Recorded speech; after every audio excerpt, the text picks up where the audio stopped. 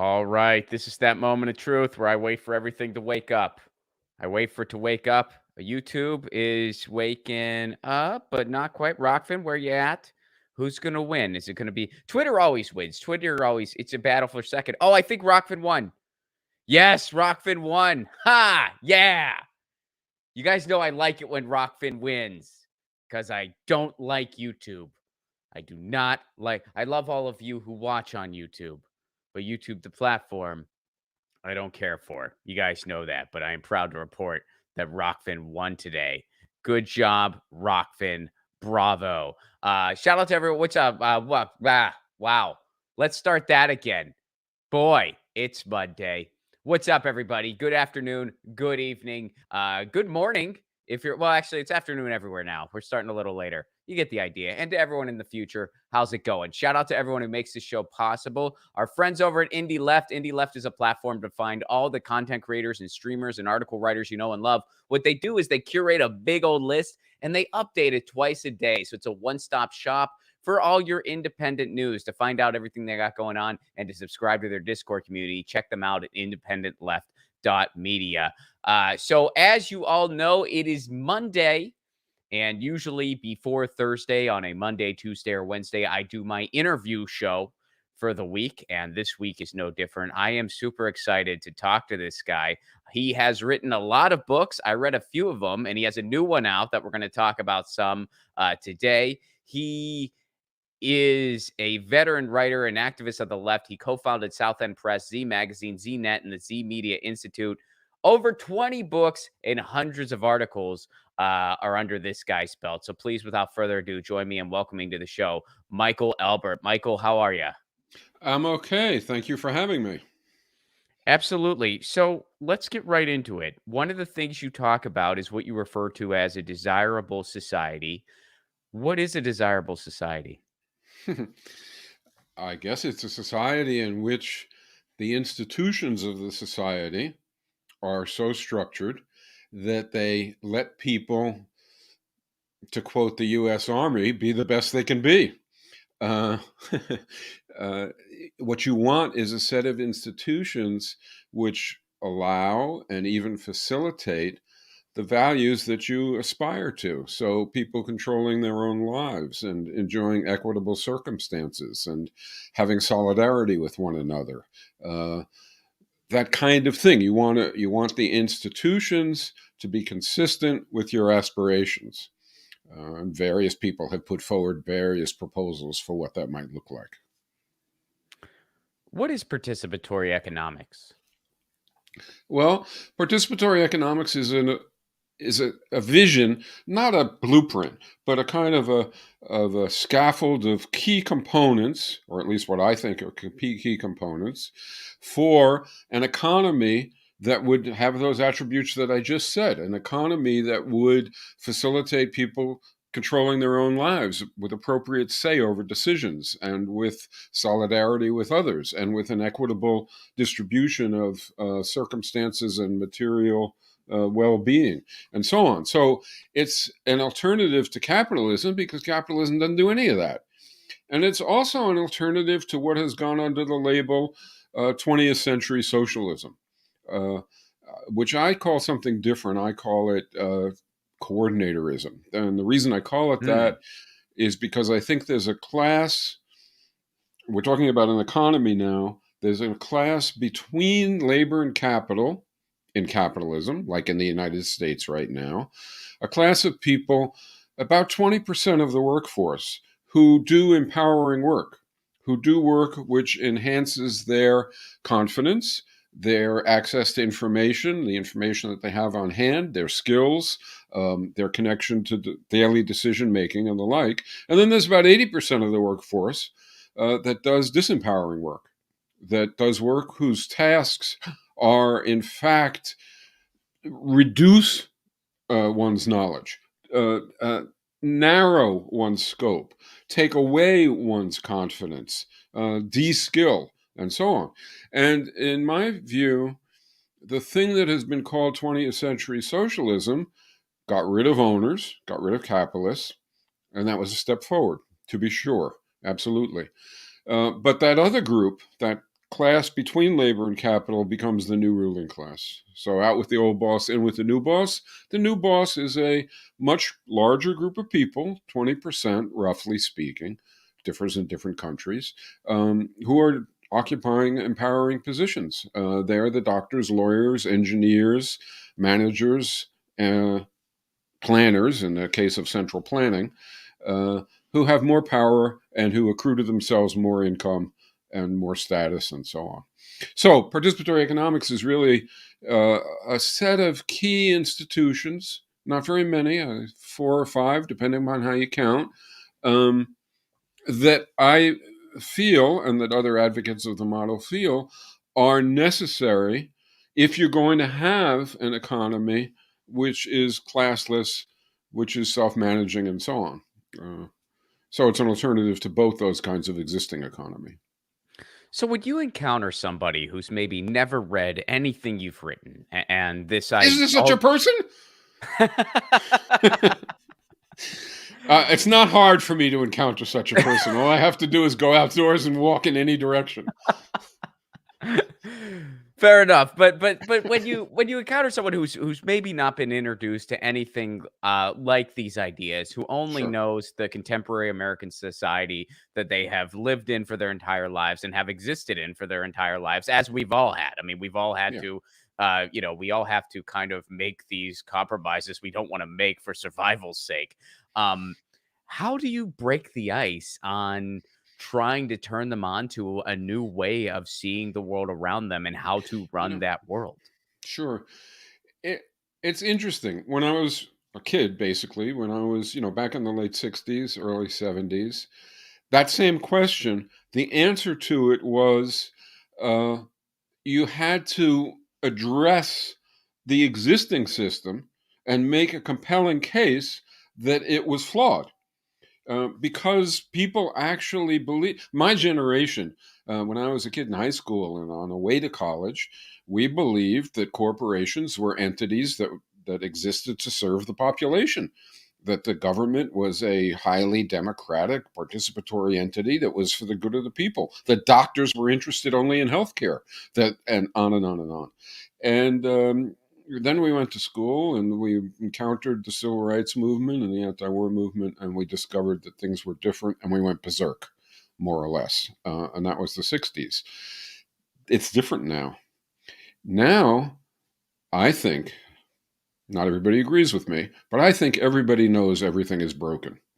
At some level, everybody knows that uh, that racism and sexism, and in particular economic inequality and injustice and authoritarianism, and so that those things are real. They're all over the place. It's just that everybody feels that there's no alternative.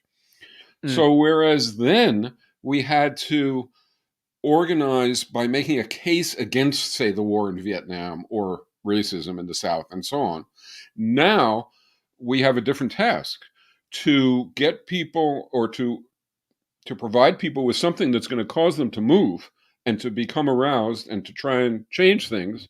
You have to provide an alternative, I think. You have to answer the question, what do you want?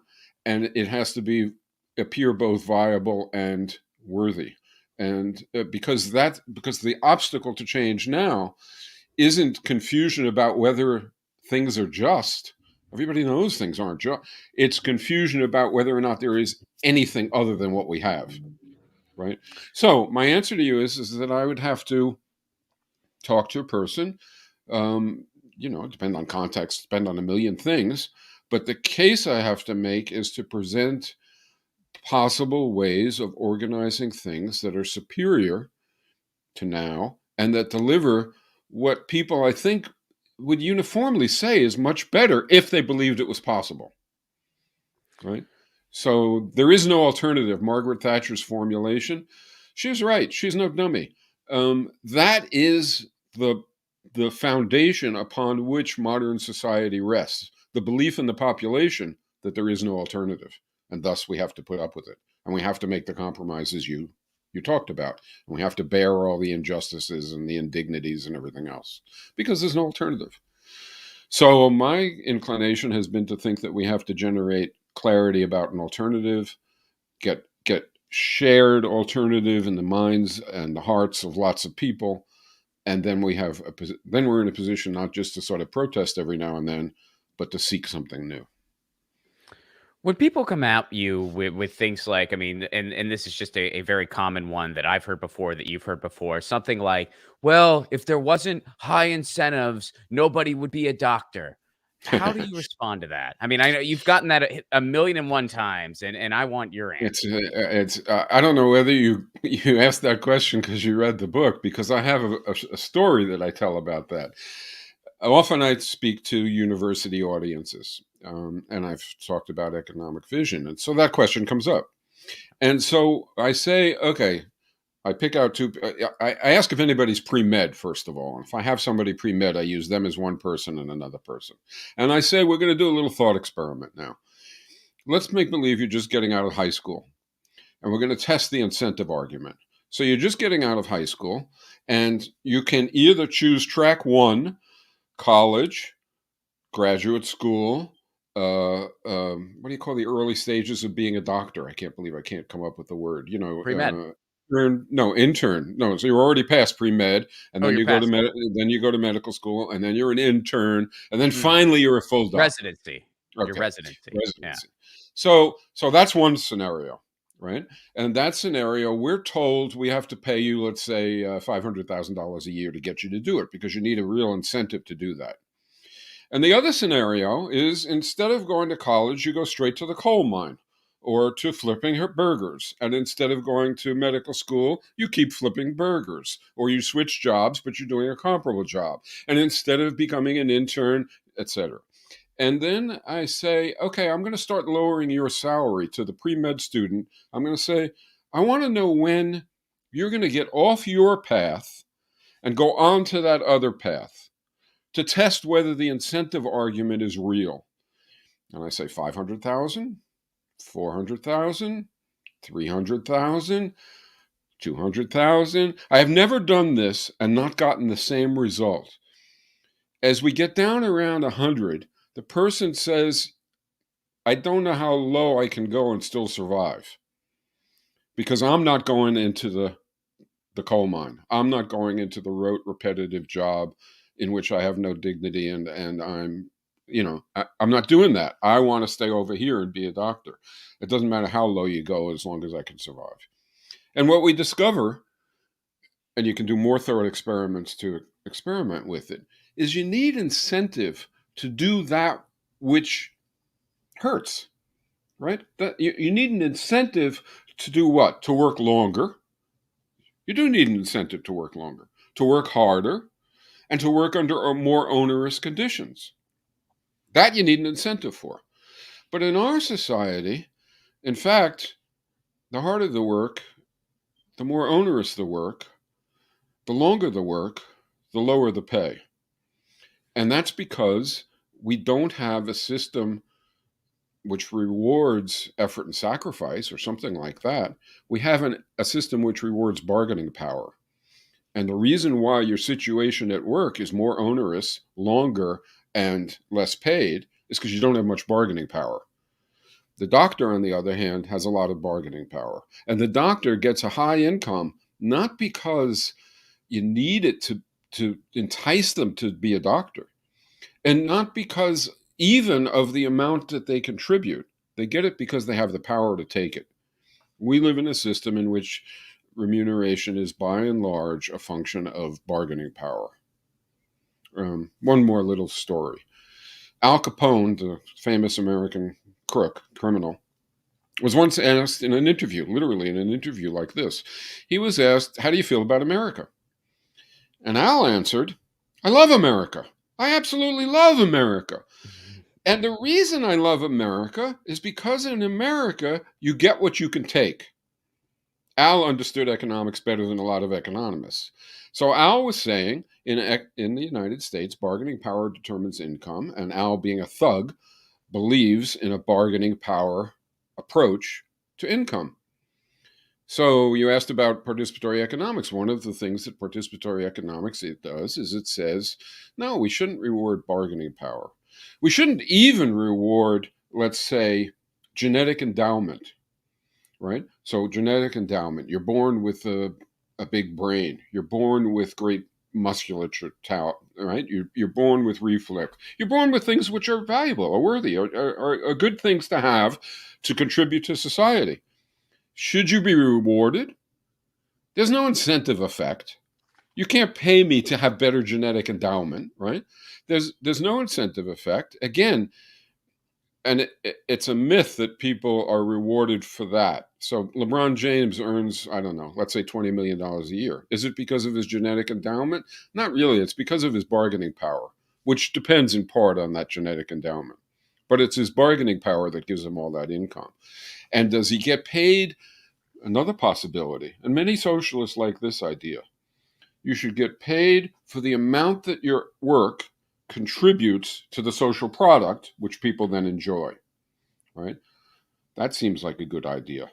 And the truth is, so you take LeBron James or Steph Curry or somebody, the amount they contribute to the social product dwarfs their income. I mean, that comes as a shock to socialists, but it's true. Why? Well, how do you know? Well, because Nike takes some of it, and the TV studio takes some of it, and the owner of the team takes some of it, because they have the power to take some of what Steph Curry's product is valued at by the whole of society, who likes to watch basketball like I do. So the point here is that participatory economics says we shouldn't remunerate for output. We shouldn't remunerate for bargaining power. We shouldn't remunerate for property. Bezos shouldn't be worth $1 gazillion because he owns Amazon. He shouldn't own it. We shouldn't do any of those things. We should remunerate for how long you work, how hard you work, and the onerousness of the conditions under which you work. That's equitable remuneration. And that's one of the components. Remember I said there were only like 4 or 5 components of participatory economics? That's one of them, equitable remuneration. So I have a couple Pericon specific questions, Sure. and we'll start with the most basic one. So in Pericon, you really lay out just different systems and you summarize them and you kind of go into each of them as well as your own philosophies around them. Um, I feel like someone just getting into your work, Pericon's the best book to start with. Would you agree with that? And if you don't, where would you tell them to start? So that was a book. It was titled Pericon Life After Capitalism. That's the one you're talking about, right? Yeah. Yes. Well, until this one, I would have said that. So I would have agreed with you. Okay. I think No Bosses takes us a little further forward. It's a little more crisp, succinct. I think some of the of the arguments have been honed and made better. Some weaknesses have been improved. So I would now say that one would be better. You know, Start with no bosses.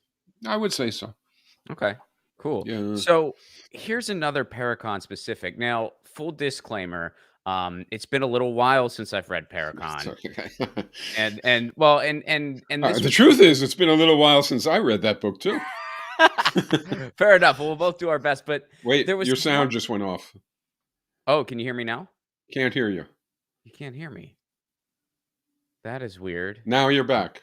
Oh, okay. I don't know what that was. That might have just I been don't know. a random hiccup. I But don't know. all right. Well, we're back now. Yeah. So in Paracon, and full disclaimer, I might have misunderstood what you were trying to say because it was one of those things I wasn't quite. I had to reread it a few times, so maybe I'm just getting this wrong, and you can clarify it for me. But there was a section where you discussed the creative class, and that is the class that I fall into. I'm a comedian, and you were talking about how there would be a type of like production schedule where okay, this person releases an album at this time, this person does it at this time, and this person does that.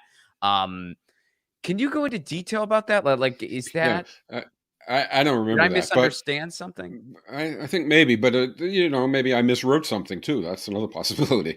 I don't think so. Um, let's just get one more component of Paricon because it's essential to answer this. I think another Okay. component of Paricon is the idea that you don't want you. I said earlier that 20% of the workforce does empowering work and 80% does disempowering work in our current system. That was true in 20th century socialism too. And it's because the division of labor was the same in both those systems. And the division of labor is you create jobs, and some of the jobs you put all the empowering tasks in, and some of the jobs you put all the disempowering tasks in, and it becomes about 1/5, 4/5. And the people who hold the 1/5 jobs, they're the ones who set the agendas. They're the ones who have all the information at a meeting to talk about. So even if you have a workers' council and you have nominal democracy, still the 20% dominate. Okay, so the alternative to that is to define the jobs differently. The alternative to that is to start over and basically define jobs so that they have comparable empowerment effects. Instead of putting all the empowering tasks in one set of jobs, you spread those over all jobs. And then everybody has a job. It's special to them. It's different jobs. It's not everybody does everything, nothing like that. But the job you have has a combination of tasks such that you're comparably empowered to other people, comparably prepared by your economic position to participate in decision making and to, play a role in the economy. Okay, so artists, I forget, you called it the creative group. I I tend forget to the call it exact artists. verbiage We're you talking used. about the same thing. Right. Yes. Right. Have trouble with, as a group, I have found them to be at first contact one of the most, if not the most, resistant, right, to some of the elements of it. And the kinds of things they say, or in my experience, the kinds of things that they say is, wait a second, we should have done participatory planning too, but you're proposing that we do a balanced job complex. That's what it's called. So we do a mix of these kinds of things. That goes over okay because most artists almost do that now, right? I mean, in other words, artists clean up the paint after themselves, and artists, and so there's an element of that already. And so that isn't the big problem. And remuneration isn't the big problem.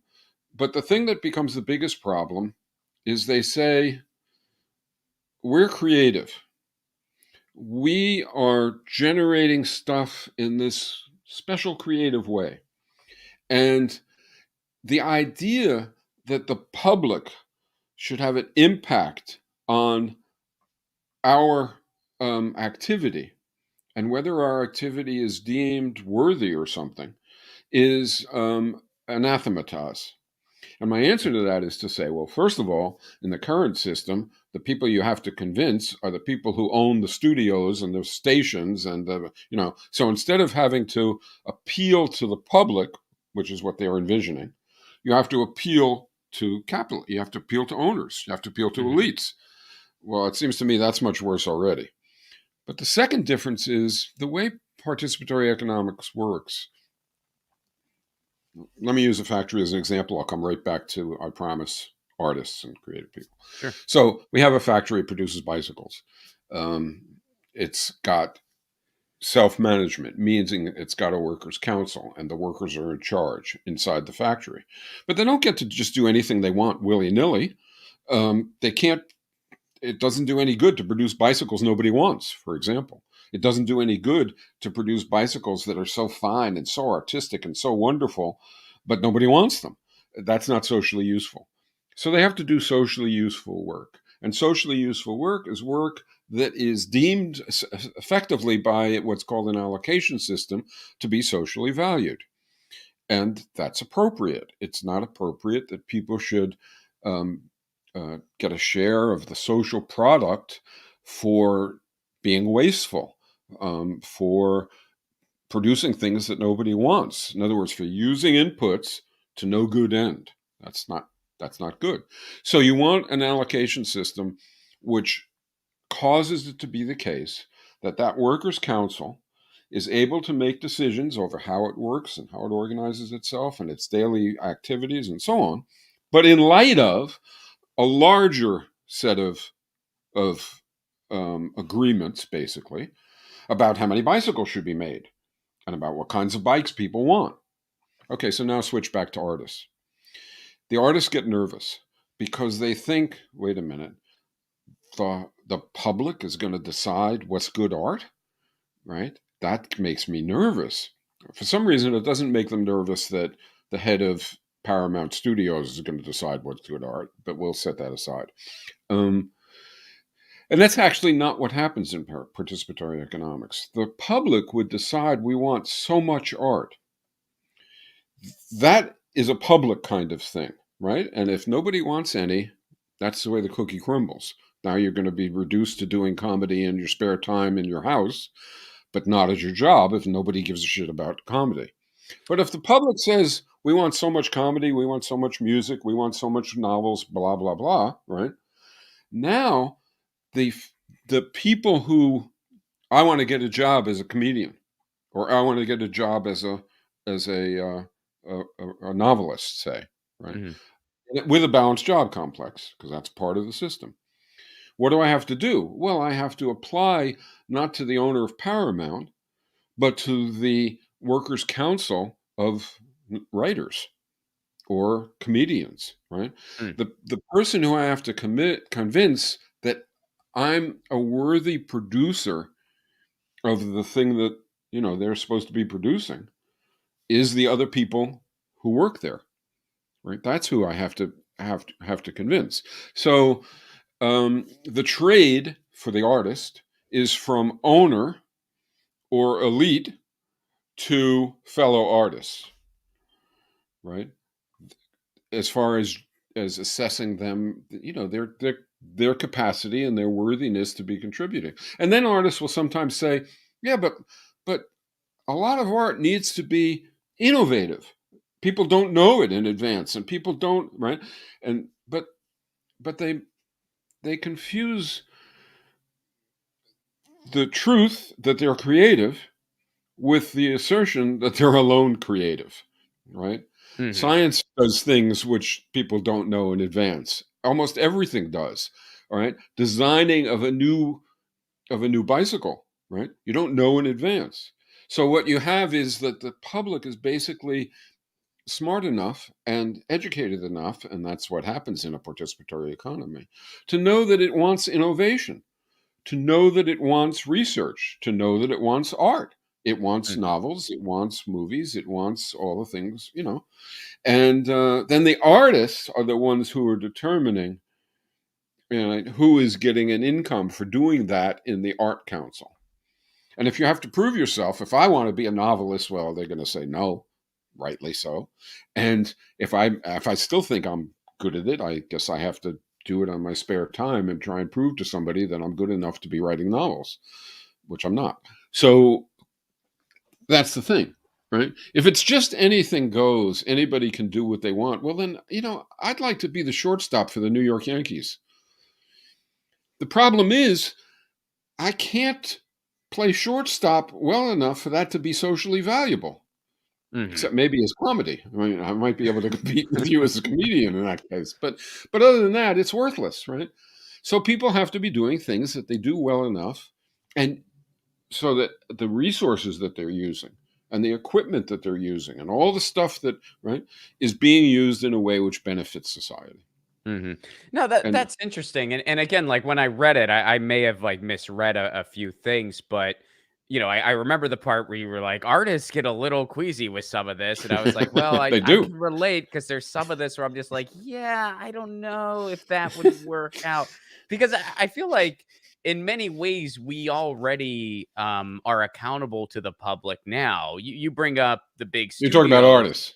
Yeah. I mean, you bring up the big studios, which is an excellent point, and I agree with you 110% there.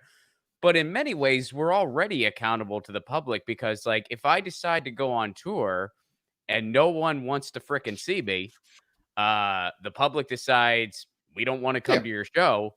Yeah. I don't make any income, and those venues are going to say, well, we're not going to bring this guy back because no one wants to see him. Oh, true. And the public has decided. So I mean, in many ways, we already are accountable to the public. We just have a lot of artists don't like to admit that. Really? I know yeah, painters in particular. I'll take your word for it. I don't know. Sound just went again. Really? Yeah, it's off. Can you hear me? Oh, geez. If you can hear me, I can't hear you. I can hear Now you're you. back. You just Okay. came back. I It's wonder, about 25 or 30 seconds and it goes completely dead. you know what, man? I wonder if it might be your headphones actually, because I don't think Maybe. I don't know if it's Maybe. happening. Everyone in the chat saying they hear fine. So, Or maybe but it's my headphones, but all I've right, never had it happen before. I mean, I guess it's huh? possible. It could just be some crazy fluky thing, man. You never Yeah. know. All right. But Well, anyway, that we're back on. all right. So you're saying that painters, in particular, in your experience, don't want In my to experience, which is admit limited. that. Yeah, Yeah. I mean, I don't know many painters either. I'll take your word for it, but that's interesting. But yeah, I mean that's my one response to that. It's like, well, we're already accountable to the public now in many ways. So, well, let me ask you another side question on all that. Because I think we didn't touch on this, but I feel like it's important. Describe balanced job complex. What does that mean exactly? Yeah, it's what I was trying to say earlier. It's a hard notion to get, I think, because it's so unfamiliar. The idea is this. Suppose, let me tell another little story. All right. So in Argentina, and this is 20 years ago. An economic downturn has led to lots of owners walking out of their workplaces, or is giving up on the place that they own, um, and workers unable to switch take over, and they create a workers' council. This happened, and they create a workers' council, and they pretty much right away pretty much equilibrate salaries. And they institute democracy, a democratic form of decision making. And so I'm in a room with about 50 of them from around the country, and I was supposed to speak. And we started by going around the room with people introducing themselves a little bit. And at the beginning, people were very lively and upbeat because, after all, they were meeting people from other parts of the country that, like them, had occupied their workplace and taken it over and were running it. Uh, but we go around the room, and it was literally the seventh person. It was downhill from the first person to the seventh. By downhill, I mean the mood in the room was changing from very upbeat and excited and happy to seriously morbid. Hmm. And by the seventh person said, I thought I would never say this. I can't imagine I would ever say this. But maybe Margaret Thatcher, this is literally what he said, maybe Margaret Thatcher was right. Maybe there is no alternative. We took over our workplace. We democratized the place. We made the incomes of everybody, fair. And it's 6 or 8 months later, and all the old crap is coming back. And maybe it's just the way it is.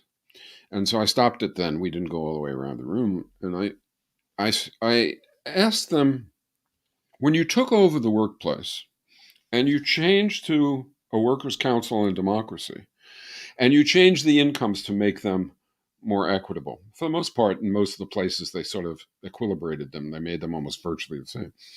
And you held votes about big policies. What did you do about jobs? Did you change the actual jobs in the workplace? And the answer was no. And more or less, they thought I was crazy, right? What do you mean change the jobs? We have to get the work done.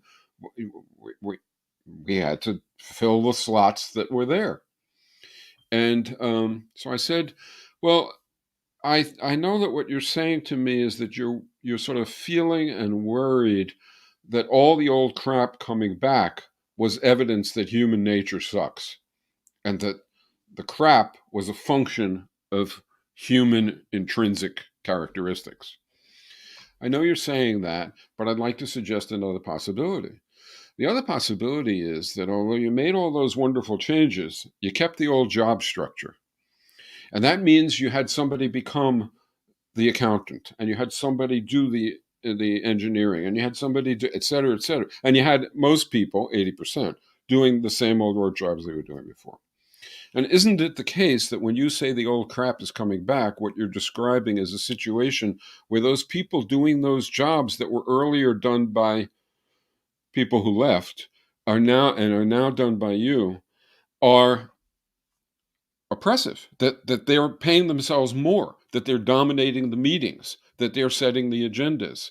Isn't that what you mean by the? And they said yes. And I said, well, that's happening because the job structure, imposes that even against your will.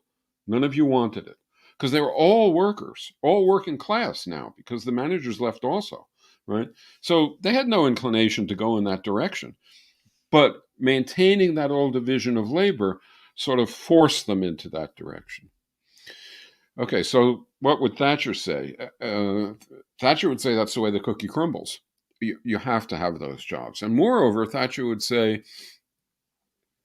that the solution that I pose, and that's the question you asked, the balanced job complexes, which is that you still have to get all the work done. That part was right. That observation was correct. But you don't have to put all the empowering tasks in a few hands and the disempowering tasks. You can divide up work in a different fashion, a different division of labor.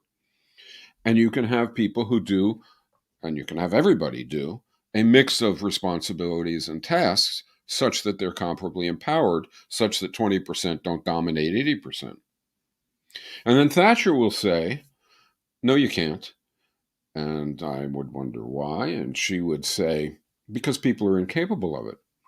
Because some people can do that kind of task and take that kind of responsibility, but most people can't.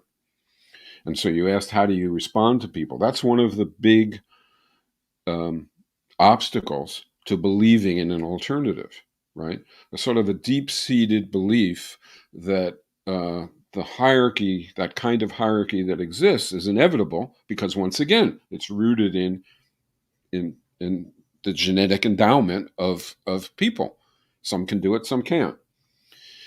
And when I try to answer that, I sort of say, imagine it's 50 years ago or 60 years ago, and we're in a gigantic stadium.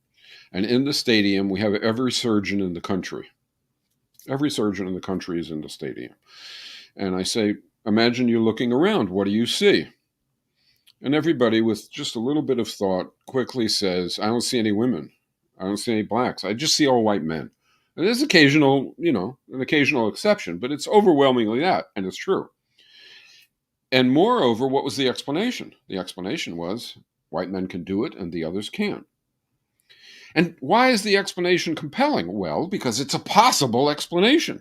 That is to say, you could imagine a planet on which there was, 2 or 3 species, and some of them could do this stuff and some of them couldn't.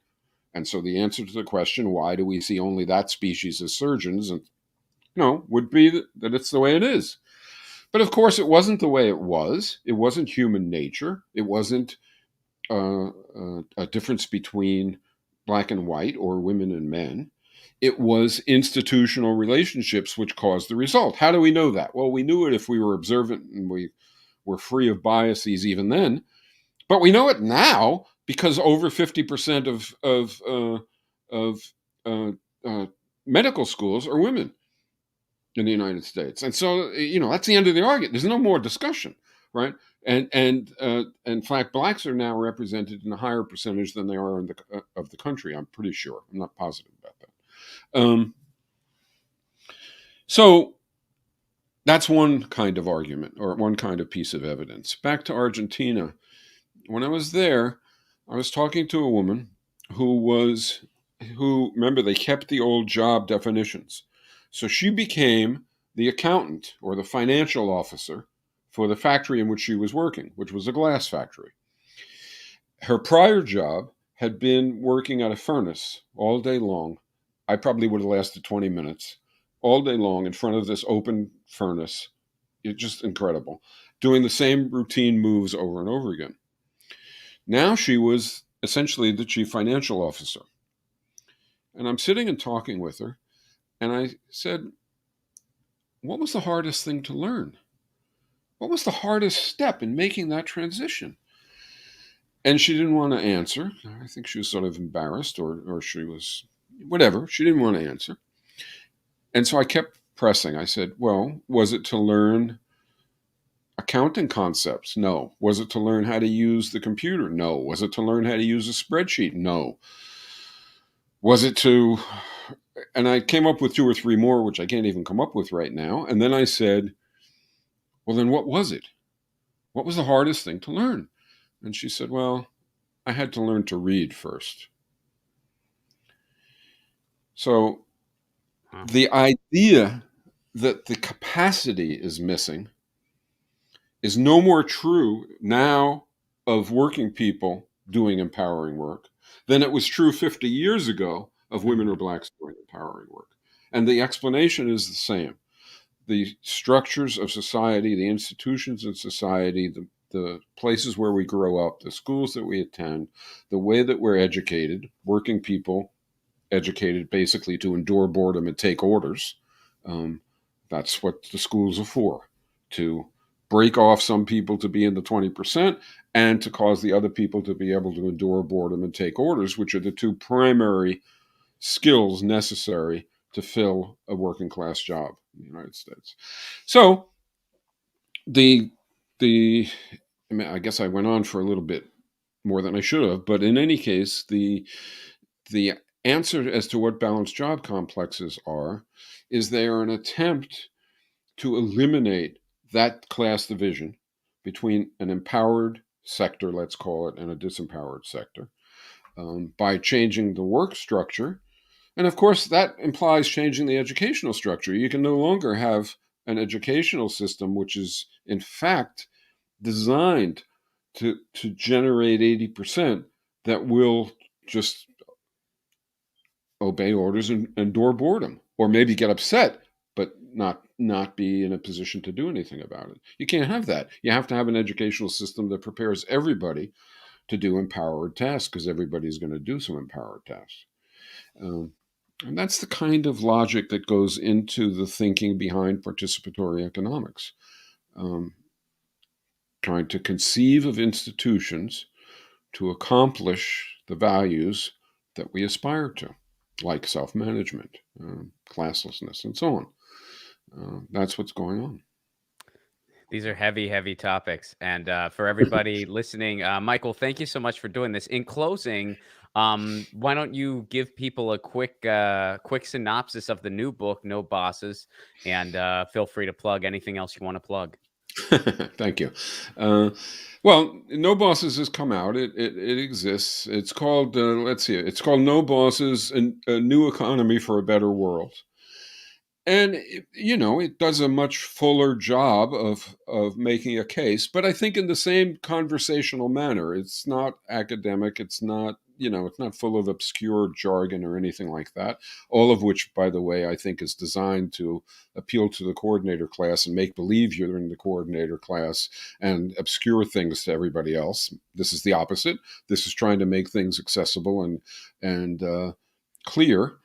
It doesn't even have to try. It is accessible and clear, the material. It just is trying not to make it obscure. And it deals with, each of the things that you would think it deals with. It talks some about current society, but very little. It talks about, who does what, who decides what, where do things go, what's the production circumstances look like, what, et cetera, et cetera. And it does talk somewhat about other parts of social life as well. And it talks about, problems that are encountered and criticisms that people have, and it tries to provide a response to them. You said I could plug something. Let me plug one more thing if I could. Yeah, Um, absolutely. well, as far as the book is concerned, if you're potentially interested in the book, the thing to do would be to go to nobossesbook.com. That's a site that has more information about the book, and then you can decide whether or not wow, that's impressive. You can decide whether or not you're actually interested in it. And then the second thing is there's a site that's called realutopia.org. So it's realutopia, one word.org. And that's a site which allows people who are interested in this kind of stuff and who have some advocacy for this kind of stuff to network together, to provide a sounding board for each other, to work on projects together, and so on. And that's, I think, would um, be a good place to take a look also if you have those kinds of interests. Michael, thank you so much for doing this. And everyone, check it out, nobossesbook.com, realutopia.org. And I hope you'll come back again sometime because I'd love to chat with you Anytime. again. I enjoyed it. And hell, the truth is, even if I didn't enjoy it, I believe in this stuff, so I would come back anyway. But the truth is, I did enjoy it, and I appreciated your questions and your humor too. Thank Uh, you very much, man. Thank you very much. I'm a you're fan, welcome. so it was really nice to talk to you. Thank you very much. Cheers. All right. That was Michael Albert, everybody. If you haven't read Paracon yet, I do recommend it. Although start with the new book, start with No Bosses. Do No Bosses first, then do Paracon second. It's a very, very interesting book that breaks down a lot of different things and really dives into the concepts that we just spoke about. So again, those websites, nobossesbook.com and realutopia.org, which I'm not familiar with, but I look forward to checking out that website myself and diving into it. Guys, thank you so much for being here today. This has been Get Your News On with Ron, the interview portion. Venetia David, thank you so much for the super chat contribution. You help keep the show on the air. And I hope all is well in the UK. And you give me the pair with the thumbs up. You know how much I love the pair with the thumbs up. And some of you guys have heard that I got a couple tour dates where tickets are available already. Someone said they already got tickets for Pittsburgh. That's freaking awesome. Uh, I got tour dates coming up in 2022, folks, and tickets are currently available for Pittsburgh and Toronto. More cities are going to be available soon, and I'll run them all off right now. Pittsburgh. This is in April, by the way. April 16th, Pittsburgh. April 18th, Toronto. April 20th, Ottawa. April 21st, Montreal. April 22nd, Burlington, Vermont. April 23rd, Portland, Maine. April 24th, Boston, Mass, baby. And April 25th, New York City. And right now, tickets for Pittsburgh and Toronto are available now. You can go to romplicone.com, get tickets for Pittsburgh and Toronto, and the rest of the tickets will be available very soon, probably by the end of this week.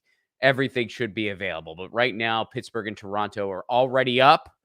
So Pittsburgh, April 16th, that's a Saturday night, baby. And Toronto, April 18th. Can't wait to see you, Canada. I'm calling the tour. The tour promo hasn't been out yet, but I'm calling the tour Poutine, not Pipelines. It's gonna be called Poutine, not Pipelines. So anyway, guys, thank you so much for being here. Go to romplicone.com for all those tour dates. Check out nobossesbook.com, realutopia.org. Thank you again, Venetia David, for the super chat contribution. And thank you all for being here. We'll be back on Thursday with the headlines stream. And until then, you know the drill. Lucy, she says meow, and I say peace. I say peace, love, and a general strike. Peace, y'all.